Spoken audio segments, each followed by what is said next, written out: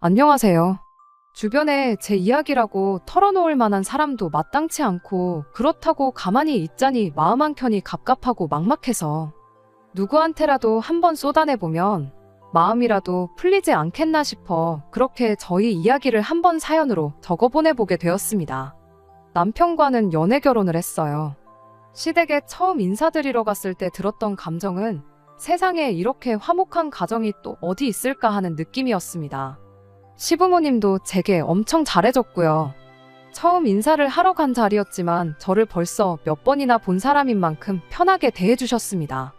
분위기가 얼마나 좋았는지 그냥 그 자리에 저희 부모님도 오시라고 해서 그날 당장 상견례까지 끝내버리고 싶은 생각까지 들었죠. 그때까지만 해도 몇 년도 지나지 않아 이 화목한 가족이 너 죽네 나 죽네 하면서 파탄을 맞게 되는 지경까지 오리라고는 결코 생각조차 하지 못했습니다. 남편보다 2살 많은 신우도 그날 그 자리에 같이 있었어요.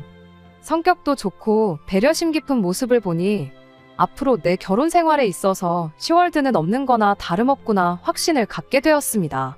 적어도 앞에 시 잡는 사람들 때문에 고생할 일은 없겠구나 그런 생각이었죠. 분위기가 좋았던 만큼 몇 주 지나지 않아서 양가 상견례가 있었고 상견례 자리 또한 화기애애하니 좋았어요. 친정 부모님께서도 화목한 집안 분위기가 너무 좋아 보인다며 제가 좋은 집에 시집을 가는 것 같아 마음이 놓이신다며 안도하셨죠. 상견례가 끝난 만큼 결혼 준비도 빠르게 진행되었어요. 그런데 그러다가 그동안 전혀 생각도 못했던 사실을 하나 알게 되었습니다. 그건 바로 남편의 통장 관리를 시어머니가 하시고 계신다는 사실이었지요. 저희 친정 부모님께서는 경제관념을 일찍부터 깨우치는 게 중요하다 하여 제가 어릴 때부터 제 스스로 용돈 관리를 하게 시키셨었거든요. 제가 중학교에 들어갔을 때 제 앞으로 300만 원이 들어있는 통장을 하나 만들어 주셨었어요. 그간 들어온 세뱃돈이며 이런저런 것들을 모아두신 거라면서요. 그리고 그 돈을 그때부터 직접 관리를 하게 시키셨었죠. 워낙 어릴 때부터 내 돈은 내가 직접 관리하는 습관 같은 게 있었다 보니 남편이 32살 나이에도 월급을 전부 부모님께 맡기고 용돈을 타서 쓴다는 사실이 참 신기했습니다. 그런 집들이 드문드문 있다고는 하지만 그게 제 남편 이야기일 거라고는 생각도 못했거든요. 그게 무조건 잘못됐다는 건 아닙니다. 실제로 남편이 모아놓은 돈이 저에 비해서 훨씬 많았거든요. 제가 어려서부터 내 돈을 직접 관리했다 뿐이지 한 달에 딱 필요한 만큼만 용돈을 타서 쓰는 남편이 훨씬 돈을 모으는데 유리했을 테니까요. 남편 또한 그게 보기 드문 경우라는 걸 알고 있었는지 시어머니가 남편 돈을 관리해주게 된 경위에 대해서 설명해줬어요. 어렸을 때 아버님이 평생 같이 일을 해온 동업자분한테 사기를 당해서 집이 한번 폭삭 주저앉을 뻔 했던 적이 있었답니다. 그때 시어머니가 아버님한테서 경제권을 가져왔고 어찌저찌 그때 생긴 빚도 다 갚아내고 말 그대로 집안을 다시 일으켜 세우셨다고 해요. 그때부터 온 가족 경제권은 시어머니가 갖고 관리를 하게 되었다고 합니다. 신우 또한 아직도 시어머니께 모든 돈 관리를 맡기고 있고 누나가 모아놓은 돈은 자기보다 훨씬 더 많다면서 동시에 시어머니와 신우 자랑까지 저한테 해주더군요. 남편이 모아놓은 돈이 워낙에 넉넉했다 보니 결혼 준비하는 데 있어서 그렇다 할 어려움은 없었는데 한 가지 고민이 있었습니다.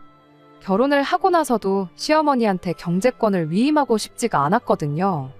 실제로 한번 남편과 의견 다툼을 하기도 했었어요. 결혼하고 나면 월급 관리는 어머니에게 맡기고 싶다는 식이었죠. 그것만으로도 어이없는데 심지어 제 월급까지도 시어머니한테 관리를 맡기고 우리는 용돈을 타서 생활하면 어떻겠냐고까지 말을 해왔거든요. 하지만 당장 결과물만 가지고는 남편을 이길 방법이 제겐 없었습니다. 비슷한 기간을 일했는데 모아놓은 돈은 남편 쪽이 월등히 많았었다 보니 누구한테 맡기는 게 더 합리적이냐는 질문에 제가 대답을 할 수 없었어요. 하지만 상식적으로 생각해보면 그게 결혼 전이니까 가능했던 일이지 결혼하고 나서도 시어머니가 결혼해 나간 아들 돈을 좌지우지하는 건 그림 자체가 말도 안 되는 거잖아요. 별로 안 친한 사람이라도 괜찮으니까 주변에 시어머니한테 돈 관리 맡기는 사람 있으면 한 명이라도 데리고 와보라고 했죠. 그러면 내가 아무 불만 없이 돈 관리를 시어머니한테 맡기겠노라고 그렇게 한마디 했어요. 혹시나 진짜 만에 하나 그렇게 하는 사람이 있을 수도 있을까봐 몇 날 며칠 맘고생을 했는데 다행스럽게도 그런 사람은 단 한 명도 없었습니다. 인터넷에 찾아봐도 사람들이 다 제정신이냐, 그 나이 먹고 엄마한테 돈 관리 맡기고 싶냐 하는 쓴소리만 듣고 많은 시기였죠. 그렇게 사람을 못 찾아오니 다음번에는 그러면 자기 월급이라도 어머니께 관리를 맡기면 안 되겠냐는 소리를 꺼내왔어요. 정말 어이없고 황당했고 이 상황은 또 어떻게 해결해야 하나 싶은 와중에 신우의 도움으로 남편의 생각을 고쳐먹게 만들어줄 수 있었습니다. 결혼했으면 당연히 돈 관리는 니들이 직접 하는 게 맞지 않냐며 남편한테 한마디 해준 게 결정적이었어요. 남편이 특히 신우 말은 또 엄청 새겨듣는 편이었거든요. 그렇게 돈 관리는 누가 하느냐는 사소한 의견 다툼은 해프닝으로 끝이 나고 말았고 이후로는 정말 그 어떤 문제 없이 결혼 준비를 마무리 지을 수 있었습니다. 그렇게 저희는 식을 올리게 되었고 결혼 생활을 시작하게 되었습니다. 신혼여행 다녀오고 시댁에 인사를 드리러 갔을 때 일이에요. 그때 시어머니가 뜬금없이 이런 소리를 해왔습니다. 주변 분들이 딸이랑 여기저기 놀러 다니는 거 보면 그게 그렇게 부러울 수가 없었다면서 제가 이 집의 며느리가 된 만큼 앞으로 저를 딸처럼 대해줄 테니 가깝게 지내면서 시간 나면 여기저기 같이 놀러 다니자 하는 이야기를요.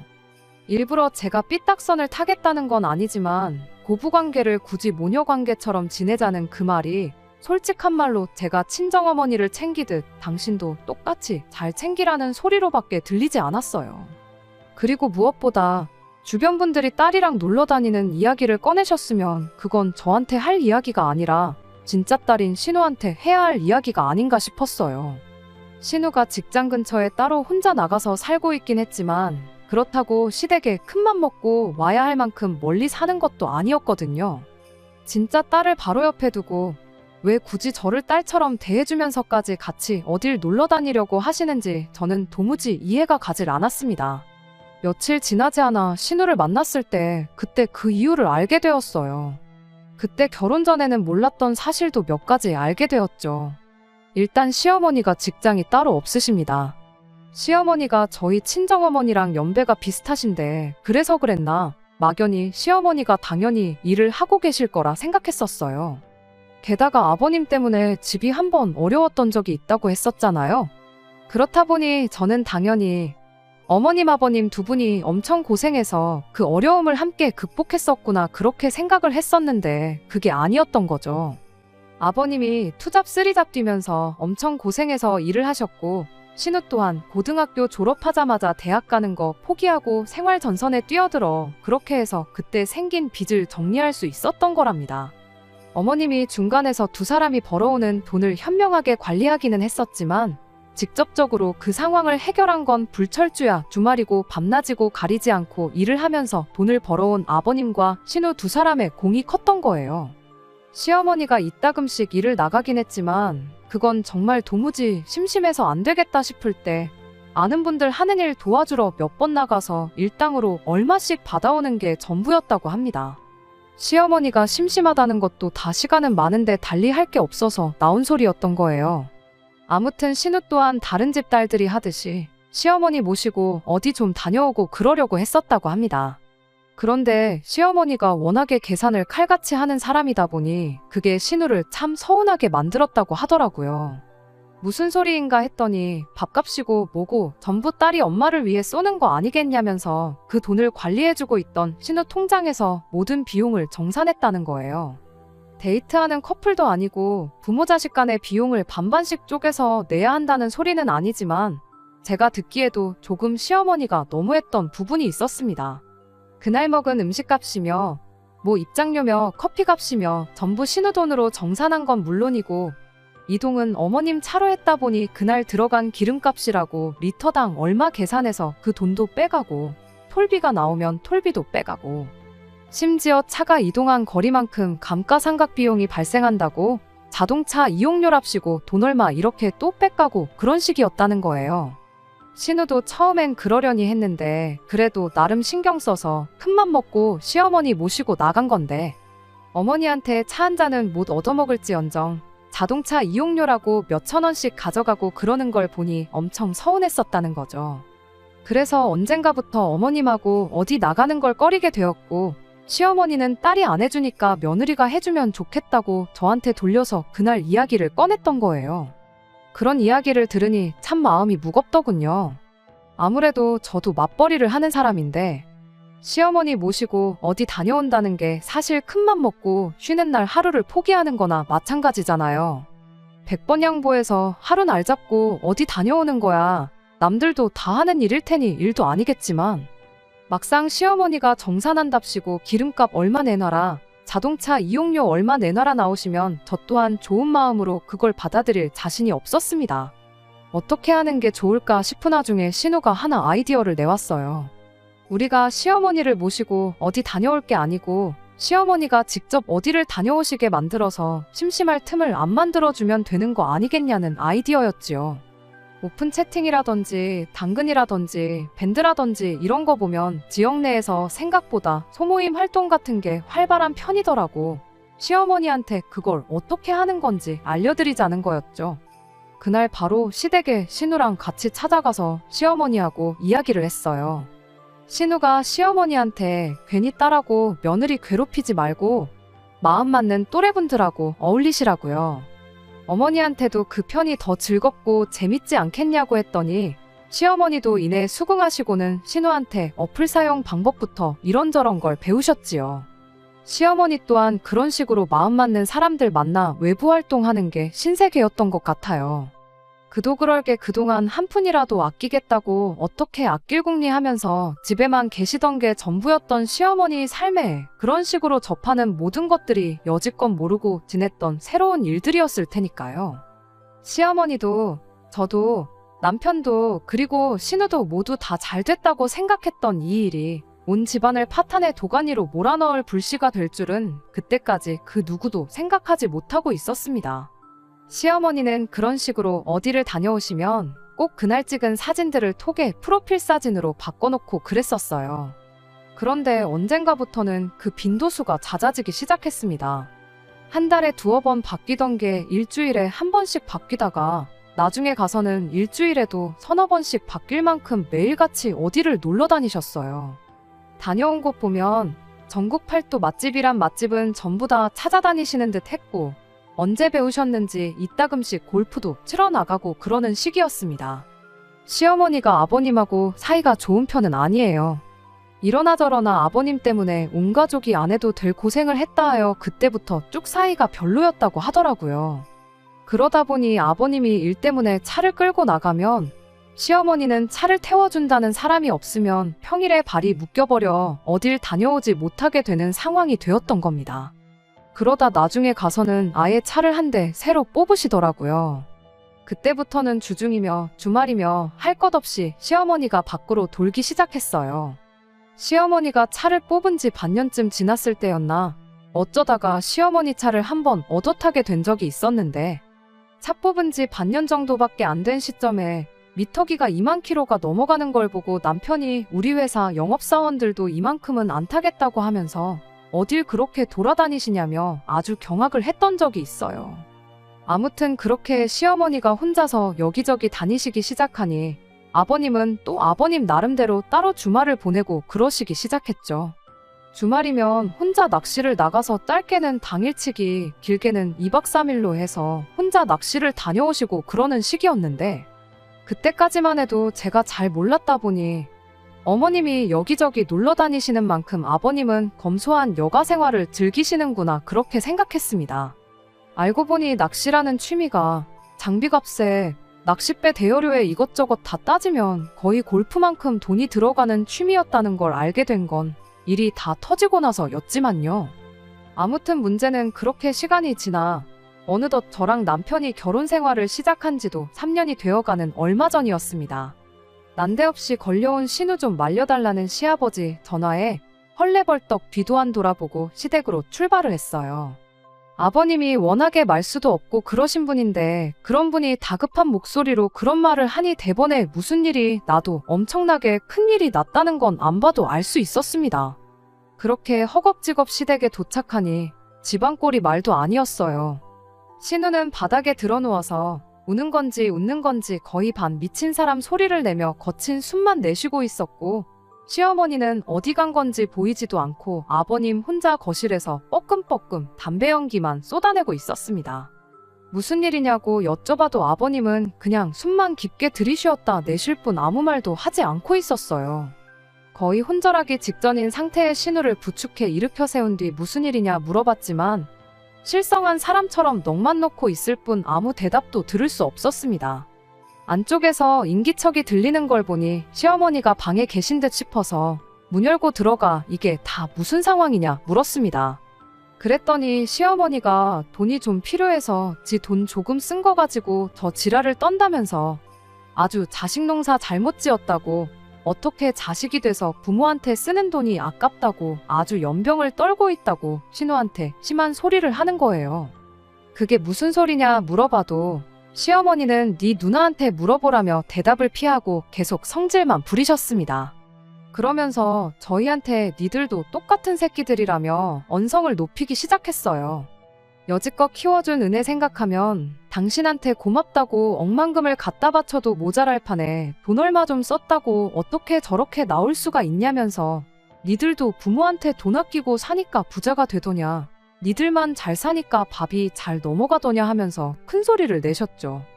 다 자업자득이라고 부모한테 돈 한 푼 쓰는 게 아까워서 저러는 꼴을 보니까 자식 새끼 키워봐야 아무 소용 없다는 게 무슨 말인지 알겠고, 당신도 인생 잘못 살은 것 같다고, 인생 더 살아봐야 뭐 하겠냐며 확 죽어버려야겠다고 부모가 죽는 꼴을 봐야 자식들 마음이 풀리겠다면서 가슴을 쾅쾅 내리치시더군요. 결혼 준비할 때 봤던 그 모두가 본받아야 한다고 생각했던 화목한 가정의 모습은 온데간데 없고, 자식한테 육두문자가 섞인 욕을 써대는 어머님을 보고 정말 충격이었습니다. 저희가 있다고 해서 시어머니 마음이 풀리겠다는 생각도 안 들어서 다시 거실로 나왔죠. 그렇다고 뭐 뾰족한 수가 있는 건 아니었어요. 몇 분 기다리지는 않았지만 늘어나는 건 집안을 가득 채우는 시아버지 담배 연기 뿐이었고, 높아지는 시어머니 성질 부리는 소리뿐이었습니다. 달리 저희가 왔다고 해서 뭐가 해결될 기미는 보이지 않아서 그냥 돌아가는 게 낫겠다는 생각이 들어 자리에서 일어났어요.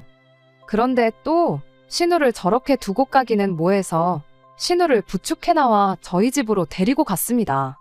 집에 도착해 신우한테 따뜻한 차 한 잔 내어주고 신우가 안정을 되찾기를 기다리고 있었어요.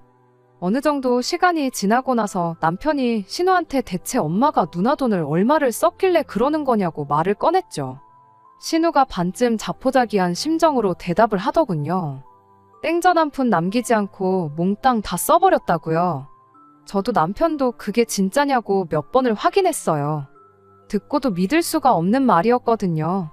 신우가 집안 형편 때문에 대학도 못 가고 바로 일선에 뛰어들었어야 했다 보니 돈 욕심이 대단한 사람이에요. 게다가 이미 처음 사회생활 시작했을 때부터 빚 갚는데 조금이나마 더 보탠다고 투잡이고 쓰리잡이고 돈 되는 일은 다 했다 보니 안정적인 직장을 가진 뒤에도 시간이 남으면 부업이다 뭐다 하면서 남들 여가 시간 보내는데 쓰는 시간을 돈 버는데 쓰는 그런 사람이었습니다. 고졸이니만큼 벌이가 별로긴 했지만 돈 한 푼 허투루 쓰는 법이 없었고, 심지어 시어머니한테 용돈만 타서 생활하고 있었다 보니 저희들 결혼할 시점에 신우한테는 저희 두 사람 돈을 합친 만큼의 돈이 모여 있었어요. 그 후로도 쭉 회사 생활하며 투잡쓰리잡을 뛰었으니 시어머니가 몽땅 썼다는 그 돈을 액수로 환산해보면 최소 4억은 되었을 겁니다. 그리고 시어머니는 신우가 거의 20년 가까운 세월간 모아온 그 돈을 3년 만에 날려먹은 거였지요.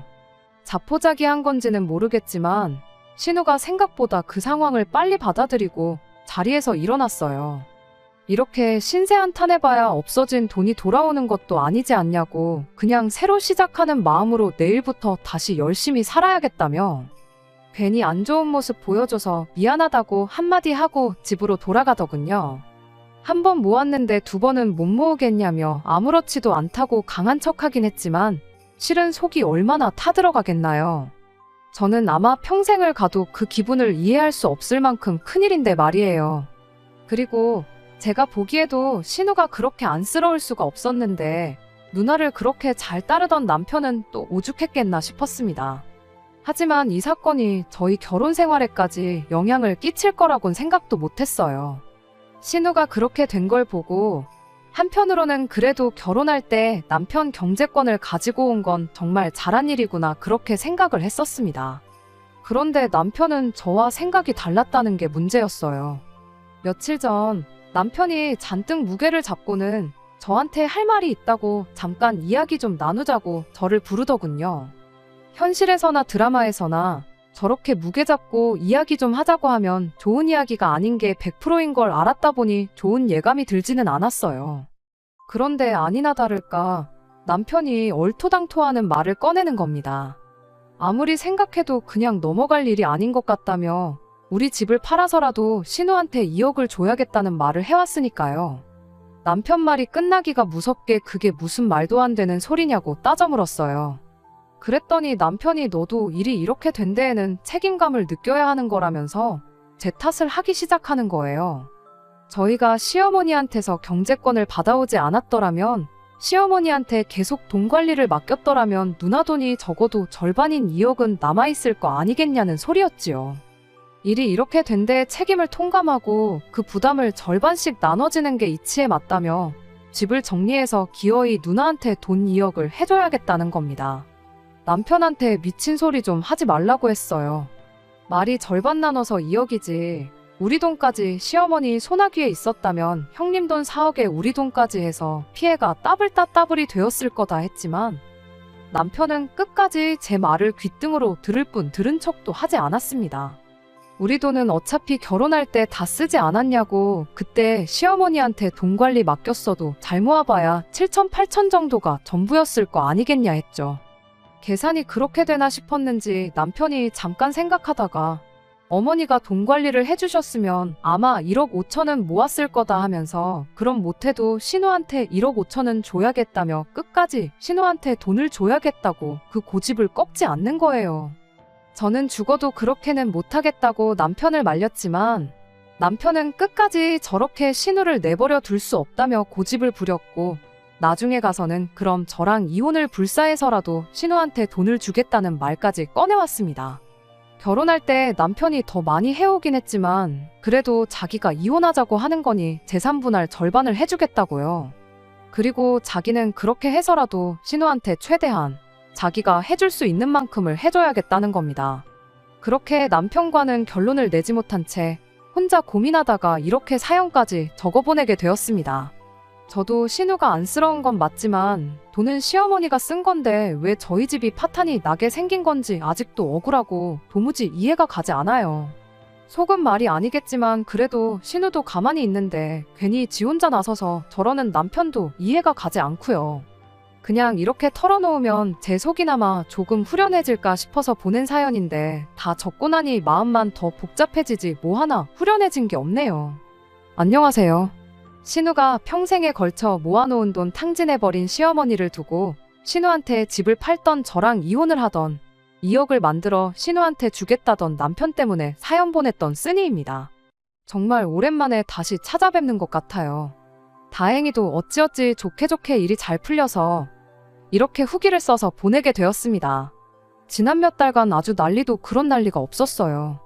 다행히도 남편이 자기가 이혼 이야기까지 꺼내면서 너무 극단적으로 나갔다는 걸 깨달았는지 며칠 지나서 저한테 미안하다고 자기가 선을 넘어도 아주 크게 넘은 것 같다며 사과를 해왔습니다. 그렇게 남편과 대충 잘 푸는구나 싶었는데 난데없이 남편이 매달 신우한테 200만 원씩을 주면 안 되겠냐는 말을 꺼내와서 한참 화해하는 분위기는 사라졌고 또 그걸 이유로 대판 싸우게 되었어요. 남편은 너 나랑 결혼한 게 내 돈 보고 결혼한 것도 아니지 않느냐, 그냥 월급 200만 원 버는 남자랑 결혼했다고 생각하면 되는 거 아니냐면서 답답한 소리를 하는 겁니다. 그래서 남편한테 물어봤죠. 신우가 그렇게 된 건 정말 안타깝지만 대체 뭐 때문에 그렇게 신우한테 돈을 퍼주지 못해서 안달이냐고요. 막말로 돈을 써도 시어머니가 다 써버린 거고 그거 갚아주는 것도 시어머니가 해야 할 일이지 왜 그걸 당신이 나서서 어떻게 해주지 못해 안달이냐고요. 그제서야 남편도 어느 정도 안정을 찾고는 제가 또 몰랐던 이야기를 하나 꺼내왔습니다. 신우가 그 나이 먹도록 자기 여가 시간도 보내지 않고 주말에도 아르바이트를 뛰면서 돈 모으는 데만 집착했던 데에는 다 이유가 있었어요. 저는 처음엔 그냥 돈 때문에 힘들었던 게 트라우마가 돼서 돈 모으는 데만 집착하는 거라 생각했는데 사실 그런 이유가 아니었습니다. 어찌저찌 아버님과 신우가 고생해가며 아버님이 만든 빚을 다 갚아내긴 했지만 신우는 신우 나름대로 고민이 또 하나 있었던 거지요.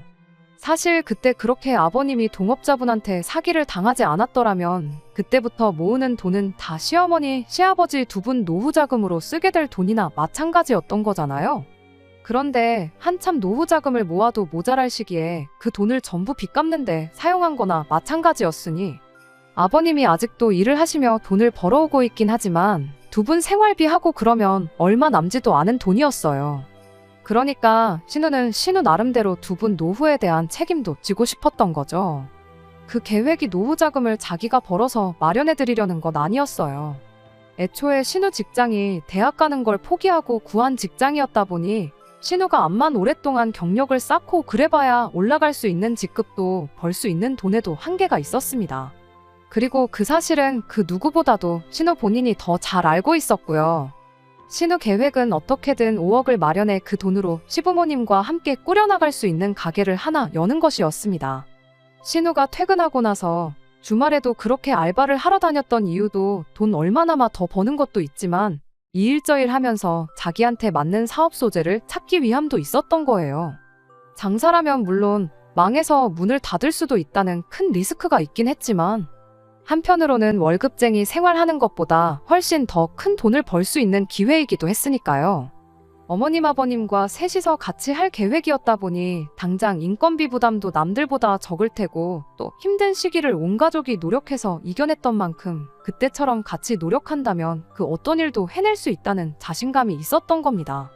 누구보다 가족을 사랑했고 아꼈던 신우였는데 5억이라는 목표 금액에 거의 다 도달해가는 상황에 정말 조금만 더 하면 되는 상황에 시어머니가 그 돈을 전부 날려먹었으니 그 배신감은 이루 말할 수 없겠죠. 평생을 가족들을 위해 자기 미래까지 포기해가며 그렇게 돈을 모으던 신우였으니 동생인 남편 입장에서는 그런 누나를 도와주고 싶은 생각이 들 수도 있겠구나 싶기는 했습니다.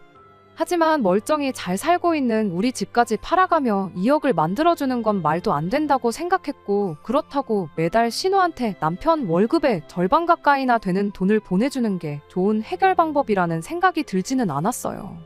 어떻게든 신우를 도와줄 수 있는 다른 방법을 찾아보면 어떻겠냐고 남편에게 말을 꺼냈는데 남편이 그럼 어떻게든 신우한테 3천만 원만 만들어주면 안 되겠냐고 말을 꺼내더군요. 2억에 비하면 3천만 원이란 액수가 그렇게 크게 느껴지진 않았지만 여전히 큰 돈이다 보니 부담이 되었어요. 그리고 3천만 원을 도와준다고 한들 그 10배가 넘는 돈을 날려먹은 신우한테 그 어떤 도움이 되지도 않을 것 같았죠. 그런데 남편이 또 하나 제가 몰랐던 옛날 이야기를 하나 또 해주더라고요. 사실 남편이 대학에 들어갈 나이가 되었을 때 시부모님은 남편한테도 대학에 들어가지 말고 네 누나처럼 일해서 집에 돈을 보태라는 식으로 말을 했었답니다. 이 어려운 시기를 온 가족이 힘을 합쳐 해결해야지 않겠냐면서요. 남편도 그렇게 대학 가는 건 반쯤 포기하고 있었는데 신우가 그때 나서서 남편을 도와줬다고 해요. 자기가 일을 몇 개라도 더 할 테니 동생 대학은 보내주면 안 되겠냐고요. 그렇게 신우가 나서서 시부모님을 설득한 끝에 남편은 무사히 대학에 갈 수 있었답니다. 남편은 고등학교를 졸업하자마자 자원에서 군입대를 했고 그동안 신우가 어떻게 남편에게 1,000만 원을 모아서 남편 학비를 내줬다고 해요. 그 이후에는 남편도 아르바이트를 하면서 자기 생활비와 학비를 보태긴 했지만 그때 신우의 도움이 없었다면 지금의 자기도 없었을 거라며 그때부터는 눈물까지 보이기 시작했습니다. 그때 당시 1,000만 원이면 지금 3천만 원쯤 하지 않겠냐며 자기가 앞으로 3년 동안 용돈 한 푼 안 받고 살 테니 어떻게든 당장 그 돈을 마련해주자고 하는데 그 이야기를 듣고 나니 신우를 도와주지 않을 수가 없었어요. 어차피 도와주기로 한 거 멀쩡한 집까지 팔아가며 2억까지는 못해줘도 도와줄 수 있는 최대한 도와주자고 했습니다. 그렇게 저희가 결혼하고부터 모아놓은 돈 8천만 원을 전부 신우한테 주면 어떻겠냐고 남편한테 물어봤지요. 남편은 자기가 혹시 잘못 들었다고 생각한 건지 저한테 방금 뭐라고 했냐며 다시 물어왔어요. 그래서 다시 한번 말해줬습니다. 형님하고 당신 사이에 그런 사연이 있었는지는 몰랐다고요.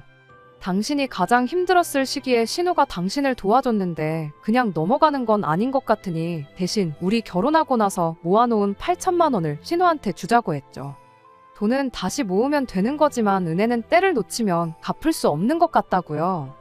그렇다고 해서 집 팔아서 2억을 해주겠다느니 이혼까지 불사하겠다느니 형님한테 월급의 절반을 주겠다느니 헛소리 짓거린 건 용서해줄 생각 없으니 앞으로 결혼 생활하면서 만회하라고 했어요. 남편은 저한테 몇 번이고 고맙다고 말하면서 한두 방울 흘리고 있던 눈물을 펑펑 쏟아내기 시작했지요. 그렇게 저희는 그 주 주말이 돼서 신우네 집으로 향했고 신우에게 이 이야기를 꺼냈습니다. 신우는 니들 지금 미쳤냐며 그 돈을 내가 어떻게 받겠냐고 하면서 내 나이가 몇인데 자기 앞가림은 자기 혼자 할 수 있으니 걱정도 말고 신경 쓰지도 말라고 한 번 모아본 돈인데 두 번은 못하겠냐며 한사코 거절을 해오더군요. 그래서 신우한테 똑같이 말해줬어요. 그때 당시 우리 남편 대학 보내주겠다고 20살 조금 넘은 나이로 집에 생활비 보태면서 만들어준 1,000만 원이 둘이서 쓰고 싶은데 다 쓰고 모은 8천만 원에 비할 수나 있겠냐고. 우리도 한 번 모아본 돈이니 두 번 못 모을 거 없으니 그냥 받아달라고 했습니다. 사실 돈만 준비했던 게 아니에요. 저희 친정부모님이 노후 대책으로 상가 몇 개를 가지고 계시는데 마침 그중 하나가 올해 말까지만 장사를 하고 다른 곳으로 옮겨가게 되었거든요. 그래서 친정부모님한테 특별히 부탁드려서 거기에서 신우가 가게를 하나 차릴 수 있게 도와달라고 부탁을 드렸었고 전후 사정을 들은 친정부모님께서 흔쾌히 그렇게 하기로 해주셨어요. 가게가 빌 때까지 시간이 아직도 반년 가까이 넉넉한 편이다 보니 신우는 그때까지 무슨 사업을 시작할지 구상하고 필요한 만큼 돈을 더 모으기만 하면 되는 상황이 되었던 겁니다. 그때까지 강한 척만 나던 신우도 끝내 눈물을 보였어요. 그렇게 한참 동안 서로 고맙다고 부둥켜 안고 몇 시간을 눈물바다를 이루었네요. 텅 비어버린 통장 잔고를 보면 1,000만 원 정도는 남기고 줄 걸 그랬나 싶을 때도 있긴 하지만 이 결정에 후회는 없습니다. 말했다시피 돈이야 또 모으면 그만이니까요. 나중에 저희가 똑같이 어려운 상황에 처하게 된다면 분명히 신우가 발벗고 나서서 도와줄 거라고 확신합니다. 힘들 때 기댈 수 있는 가족은 돈 주고도 못 사는 거 아니겠어요? 아무튼 이렇게 신우의 문제는 정리되었어요. 그러다 조금 더 시간이 지나서 알게 된 사실이 하나 또 있는데 시어머니도 놀러 다니는 데만 그 돈을 전부 탕진한 것은 아니었습니다. 처음에는 놀러 다닐 돈이 없어서 신우 돈을 조금씩 빼서 쓴 건 사실이었는데 그 돈을 전부 써버리게 된 건 그렇게 모임을 다니면서 알게 된 어떤 한 사람 때문에 벌어진 일이었더라고요. 좋은 투자처가 있다며 투자 제안을 하나 받으셨다는데 시어머니 딴에는 노후 자금도 없는 상황에 나중에 자식들 손 벌리고 싶지 않으니 어떻게든 신우가 모아놓은 돈을 불려서 그 돈으로 당신 노후 자금을 만들어 볼 생각이었었나 봅니다. 하지만 애석하게도 그 사람은 그냥 그런 식으로 친해진 사람들 등쳐먹는 걸 업으로 먹고 사는 사기꾼이었던 게 문제였던 거지요. 무슨 상황이었던 간에 자식 돈을 그렇게 날려먹은 시어머니가 용서받을 길은 없겠죠. 과거에 아버님이 거의 20년 세월을 함께해온 동업자분한테 크게 사기를 당했을 때 시어머니가 그 인간의 뭘 믿고 돈을 내준 거냐며 사기당한 아버님을 그렇게 질책을 했었다 해요. 그런데 이번엔 어머님이 그것도 알게 된 지 1년도 안 된 사람한테 그것도 딸이 평생 모은 돈을 그대로 헌납해버렸으니 아버님이 그때 그렇게 사람을 무시하더니 그때의 업보를 돌려받는 거라며 시어머니 탓을 하셨고 결국엔 두 분이 이혼을 하시게 되었어요. 어머님이 놀러 다닌다고 그때부터 똑같이 노후자금 생각 안 하고 밖으로만 돌던 아버님 또한 잘한 건 없다고 생각하긴 하지만 그래도 시어머니와 이혼하면서 분할받은 재산 중 일부를 신우한테 증여해주고 지금은 혼자 방 한 칸 얻어서 지내고 계십니다. 아버님이야 그동안 집에 빚 만든 거 책임진다고 정말 안 해보신 일이 없을 정도로 경험도 많고 생활력이 강하신 분이지만 평생 집에서 살림만 해오신 시어머니가 혼자서 어떻게 얼마 안 되는 분할받은 재산으로 살아가실지는 모르겠어요. 신우도 이번 일을 계기로 두 분과는 완전히 따로라고 선을 그은 것 같은데 물론 부모 자식 관계가 그렇게 쉽게 무자르듯 끊어낼 수 없는 것이니만큼 앞으로 어떻게 될지는 잘 모르겠지만 한동안은 그렇게 쉽게 자식 돈을 탕진해버린 걸 후회하면서 살게 되실 거라는 건 자명한 사실이네요. 끝까지 들어주셔서 감사합니다. 오늘의 사연은 여기까지입니다. 구독과 좋아요, 알람 설정 부탁드리고 더 좋은 사연으로 다시 찾아뵙겠습니다. 감사합니다.